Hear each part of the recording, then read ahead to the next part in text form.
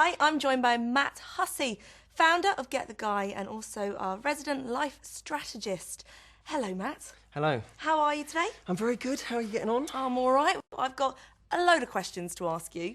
First things first, a lot of people out there, and a lot of my friends as well, want to know why can't they seem to find and get the guy?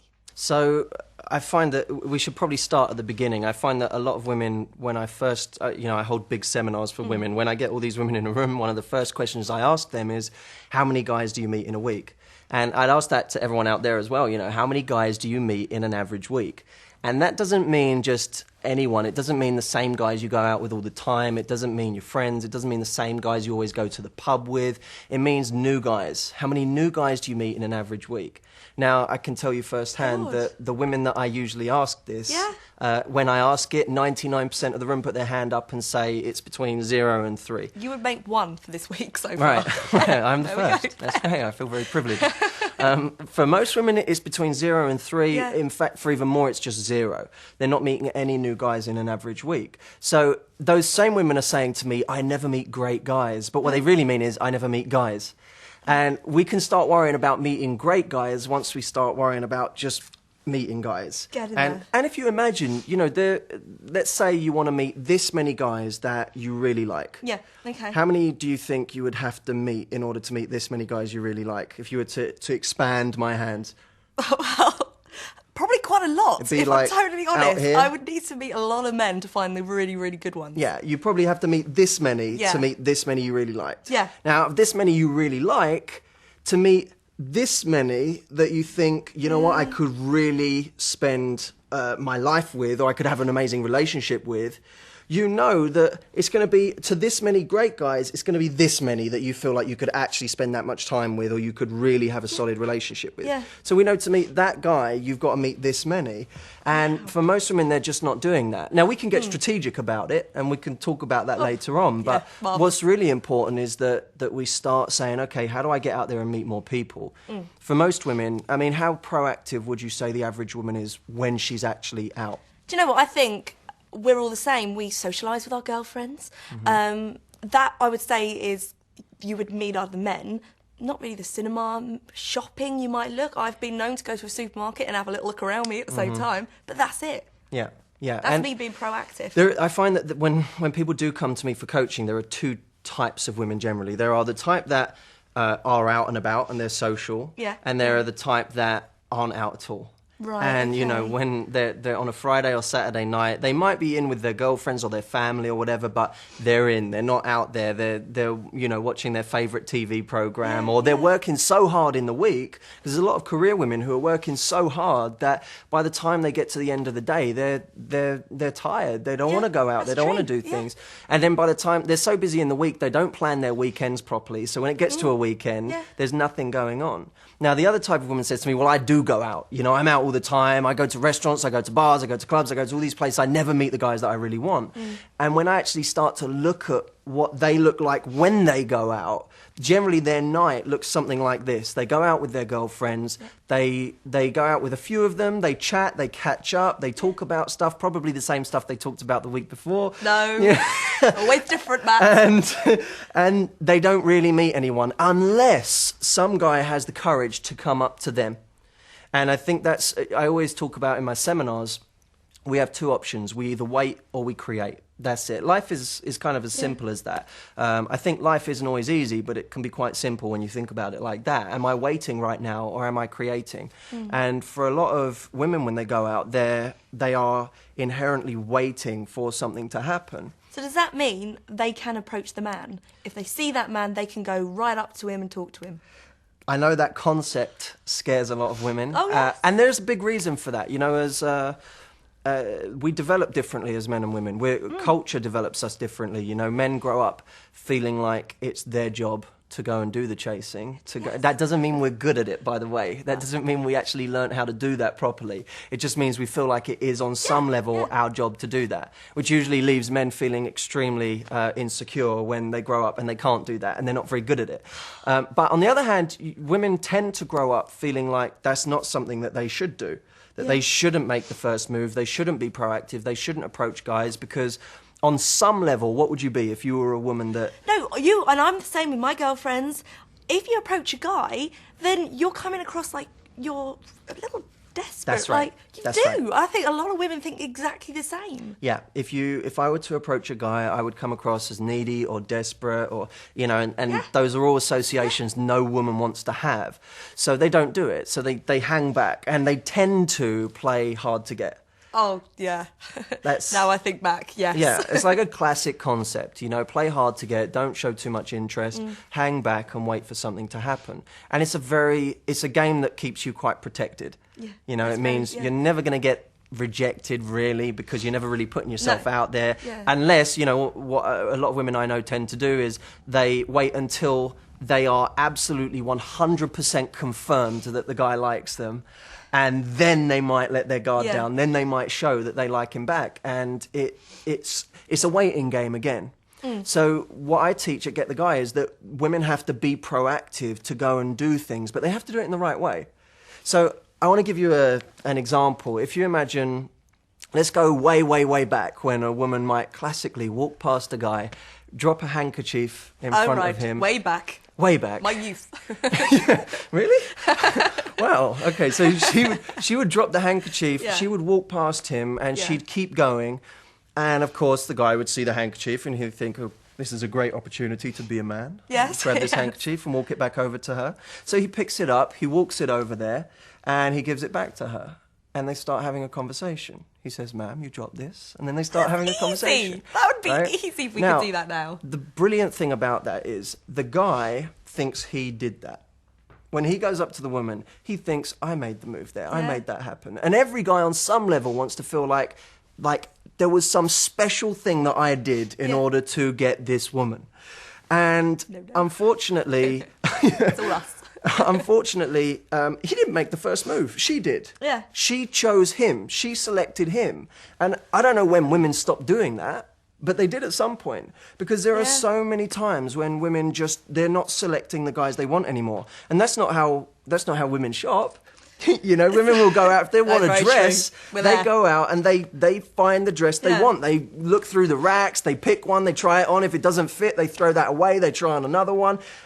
And they find the one they want. Imagine if women went about men a little bit more like that. So, okay, I've approached the man. What do I do then talking-wise? Because I have a bit of a bad habit. When I'm a bit nervous, I always try to crack too many jokes. And I'm really not that funny sometimes. So when I look back, believe that. it's a nightmare. But that's me. Some women would be maybe a bit shy. What do you do? And also, if you want a relationship, there's a lot of questions, I think. If you want a relationship, you can't talk about that straight away. But surely the guy needs to know what you want early on. I think that the hard thing about all of this is women are being bombarded with different bits of advice all of the time.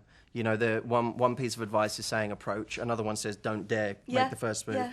One piece of advice says tell a guy what you want. If you want a relationship, if you want marriage, if you want kids, make that clear, because you don't want to waste each other's time, or you want to make your intentions clear. Someone else is saying don't make your intentions clear, don't be too forward thinking. So many things for us ladies out there. It's hard. It's hard. I mean, when I started out in this, I started reading all sorts of books in this area. I mean, I was the guy because I didn't start by coaching women. I started by coaching men in the corporate world, all sorts. And when I started coaching women, I had to do my research. I had to figure out what was out there already. And so I was sat on many a train reading books that were called things like Men. And where are the interesting and available men? And I got some strange looks. But I remember during that time reading all of this just complete nonsense about what worked. And I knew what worked because I'd coached over 5,000 men in their relationships, in their love lives, and I'd learnt what they wanted. I'd learnt what made an interesting conversation for them, why they went on a date with this person instead of that person, why they found this woman sexy and this woman was just nice, why they committed to this woman, and why they just had a relationship with this woman for 7 years, even though they had no intention of marrying her ever, why they'd lose this woman because of the whole commitment argument, and then 1 month later commit to someone else who they just met. So many questions. That's right. You can answer for us ladies here. There are so many. They don't come from opinion, they come from experience. Once you've worked with that many people, you'd have to be a moron not to have seen the patterns there. So, one of the things we actually developed was a DVD that actually covered all this stuff. That went through from start to finish how you do this, because it's not enough to say to women, just approach. You know, you can't say, well, you know what, you can approach a guy, because the next question is, well, how? Yeah. You know, what do I do next? Okay, so I see a guy over there. I see a guy I'm really attracted to. Yeah. How am I actually going to go over there and really make something happen? Yeah. And that's the hard part. The hard part isn't doing it. The hard part is knowing what to do. Most women don't have a roadmap for these things. In the same way that, you know, you talked about when you're going up to a guy and you want to have, let's say you have approached him, the next step is, well, how do I avoid those awkward silences? How do I make sure that we have a great conversation? Yeah. And so we have a whole formula that we teach for actually having fantastic conversations, having compelling conversations. And of course, the next step is not just having a great conversation, but how to have a conversation that actually creates sexual tension. See? Every woman has been in a situation with a guy where she's been talking. Yeah. He's been talking. And it seems okay. They're still there and they're still talking. And anyone looking in from the outside would say, wow, that's going well. Yeah. But you know that there doesn't seem to be that tension. It's like, it's kind of a nice conversation. And you don't want another best friend, really. That's right. You're not out on the hunt for that. You don't need another friend.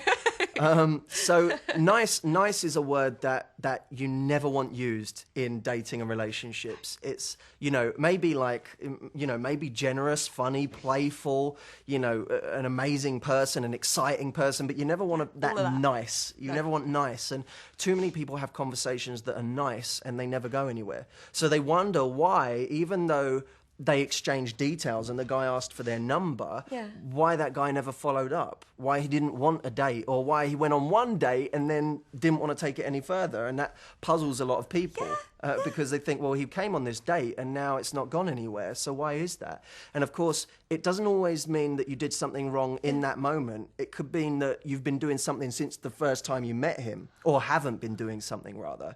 So a lot of people just aren't creating that tension that most guys will carry on. They will want date 2 and date 3 and date 4 and a relationship if they're always intrigued. And their intrigue is almost like another word for attraction, because we want to go on a date with someone when we're intrigued by them, when there's something about them we can't quite place, or we find something exciting or interesting about them. That's when we want that date. That's when we want a relationship with someone, when we just see it getting better and better and there's just more and more to discover. The problem is that most women, when they do have dates, they don't do that. They don't create that effect. And essentially that's what we do on this DVD. You know, we show women how to, through every stage, go through and make sure that it just keeps getting better and better and the guy wants to keep going. That's why we have 3 sections to the DVD, because we have find, get and keep the guy. Now, when I started researching this area and the more I started to coach in it, the more I realized that most of the problems that women had in these areas fell into 3 distinct categories. They either weren't finding guys that they really liked, you know, they weren't finding the guys that really drove them crazy, that they wanted to go out with. They just met the wrong guys all the time. So we show you the best places to go on the DVD, where to go and meet the best guys, how to change up your routine so that happens. But of course, the next step is some women know guys that they really like, but they just can't seem to go up to those guys and create attraction. So we show women how to go from literally approaching a guy all the way through to attraction, conversation, dating, and then of course what comes after dating is trying to actually keep that relationship going. Brilliant. You know, trying to make sure that it really goes somewhere. And that's not about, you know, tricks and manipulation. It's about knowing what you normally do to sabotage a situation. Because most people, and guys do this as well, let's definitely not put the blame on women. Guys do this as well, but we're talking about women right now. You know, so many people sabotage their what could be an amazing relationship some way through, either because of insecurities or because of just classic mistakes that all women make. We talk about 5 relationship destroyers, which are the 5 things that women do early on as a relationship might be on the horizon. That completely wreck it before it's even begun. So we outline those so that women can actually avoid those mistakes before they even get there. Yeah, no, absolutely. And that's all in keep the guy. And that's the most important phase, because obviously, you know, if you meet the guy that you really want, the problem with most internet dating and speed dating and dating agencies is that in all of those things, even if you met the perfect guy right now, most people wouldn't be ready for it. because they would still make classic mistakes that they make in every relationship they've ever had. Yeah, but from one with to this the other. guy that is the guy they actually want. So we show women how to avoid those mistakes so that once they've met the guy, using the advice that we give, they can then actually really make it work long term. Oh, fantastic. Well, look, Matt, it's been an absolute pleasure. Thank you Absolutely. very much. And we'll speak to you, no doubt, very, very soon. Thank you for having me. Thank you.